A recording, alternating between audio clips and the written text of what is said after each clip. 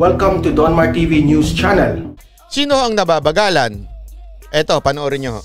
Nababagalan daw sa vaccine rollout ng gobyerno si Senadora Amy Marcos. Sa panayam ni News 5 Chief Lucy Cruz Valdez, pinuna ni Marcos ang usad pagong na vaccine rollout. Gayong maaga naman daw nagsimula ang negosasyon sa pagdating ng mga bakuna sa bansa. Dagdag pa ng senadora, hindi raw bilib ang mga senador sa pagtugon ng gobyerno sa pandemya. Ang bagal-bagal, yung glacial pace is driving me nuts. Lahat kami, hindi kami kontento sa health management, at kahit yung ibang senador talagang nanawagan noon. Pero hindi naman sa pinangungunahan si Presidente. Pero palagay ko bilang isang kaalyado, kaibigan at administration senator, importante na sabihin mo yung totoo. Kayo nangungumusga. Mga bulag, kayo nangungumusga. Ha? Kayo humusga. Ano? Yan ang hirap sa inyo eh. Hindi kasi kayo nag-google. Hindi kayo nagre-research.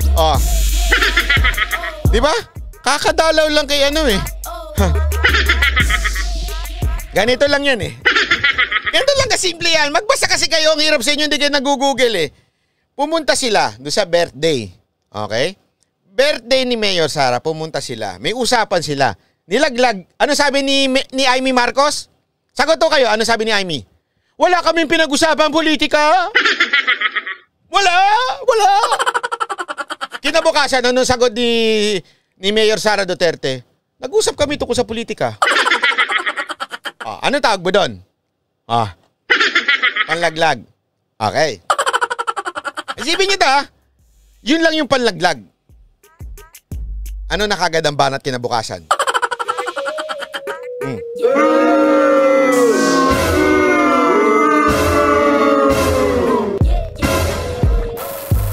Sige nga ho, pakisagot nga ho. Asan na yung mga loyalista dyan? Pakisagot! Diba? Monday lang, pinuntahan si Duterte. Kinabukasan sinabi ni Mayor Sara, sinuplak niya, hindi, nag-usap kami sa politika. Ano hindi? Walang pinag-usapan. Nag-usap kami. Naalala nyo? Diba? Binalita natin dito. Kinabukasan, ano ginawa ni Amy? Sige nga ho. Tapos gayon, galit kayo kay Cayetano? Si Cayetano, hindi lang ho ganyan katindi yung laglag. Nilaglag na Senate President, nilaglag na Speaker. May narinig kayo kay Cayetano na binabanata si Pangulong Duterte. Kahit kahit pagkakataon niya na, bakit? Yung China issue, halos talagang bumaon yun sa gobyerno natin. May pagkakataon na siyang bumanat eh. Binanata niya? Hindi. Pinagtanggol pa niya. Eto si Amy. Binanata niya? O pinagtanggol niya? Kayo sumagot. Yan ang hirap sa inyo eh. It really hurts, mga palangga. Sige nga kayo sumagot. Yan ang hirap sa inyo. Pag kayo, ang isip ninyo, ganun pa din, ang laki ng problema sa prinsipyo ng buhay ninyo. Ang laki ng problema. Diba? Inangataan nyo na ba yung goal? Diba? Yan lang sa akin. Bahala na kayo. Kayo na humusga. Kayo na humusga. Ayan Hindi ho ako yan. Hindi ko ginawa-gawa yan. Hindi ko ginawa na sinabi ni Senator Amy na wala silang pinag-usapan politika. Hindi ko rin kinuwento na sinabi ni Mayor Sara Duterte na nag-usap kaming politika. Hindi ako nagkwento niyan. Mainstream media ang nagkwento niyan. Lantaran nung sinabi yan. Report yan. Hindi ho ako yan. May source ako. Pangatlo, ito.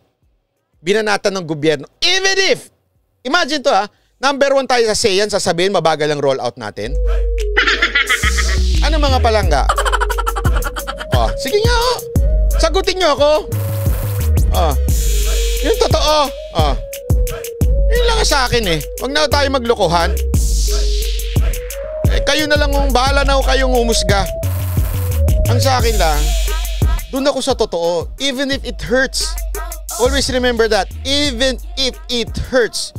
If this truth will change you, dun kayo. Bakit?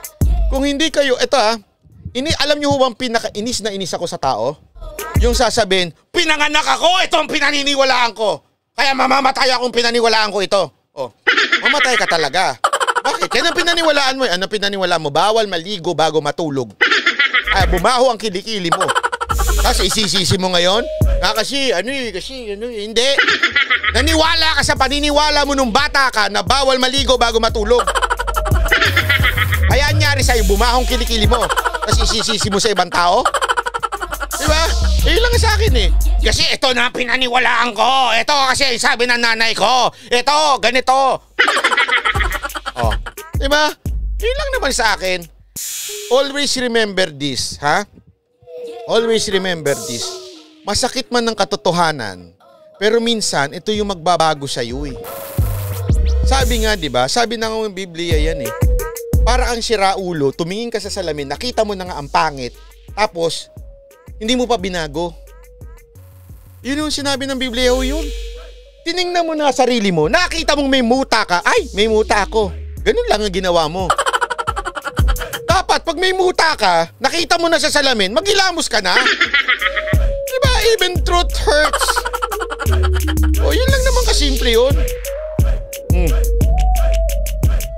Kaya nga sabi ko sa inyo eh, kung wala kayong pusong may prinsipyo at hindi kayo, kayo'y saradong isip, wag na ho kayo dito sa Banat Bay.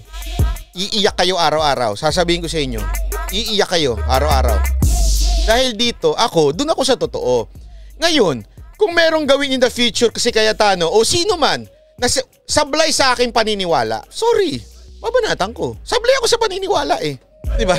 Hindi ko paniniwala yun eh. Anong gagawin ko? Diba? Ganun lang kasimple yun. Oh. Ay, nako. Yun lang. Sige, kayo na umahala magsabi kung ano. Hindi ko na. Kayo na mag-conclude. Hirap sa inyo eh. Naalala ninyo? Pang-ilan ho tayo? Di ba tinanong ko ito? Contest ito.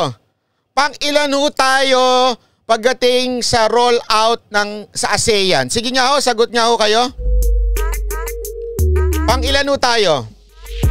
All of a sudden or out of nowhere? Tama, thank you very much. Sorry. Pang-ilan tayo sa ASEAN countries pagdating ho sa rollout ng vaccine? Sagot! Kung kayo nagpa-participate, sana kung contest ito. ASEAN countries, pang number 1 na po tayo. Tama, mali? Hindi ako nagsabi niyan, ha? Yan na ho ang balita. Number 1 na ho tayo pagdating ho sa ASEAN. ASEAN nung pinag-uusapan, hindi buong bansa. ASEAN countries, pang number 1 na ho tayo. Okay? Pero, bakit ilang may nababagalan? Nababagalan daw sa vaccine rollout ng gobyerno. Wait lang. Bakit ilang may nababagalan? Papakita ko lang sa inyo. Yung iba, hindi kayo nakikinig ng news ha. Pang number 1 na ho tayo sa ASEAN countries. Okay? Nabalita na ho yan ng news. Number 1 tayo. Sino ang nababagalan? Eto, panoorin nyo. Nababagalan daw sa vaccine rollout ng gobyerno si Senadora Amy Marcos.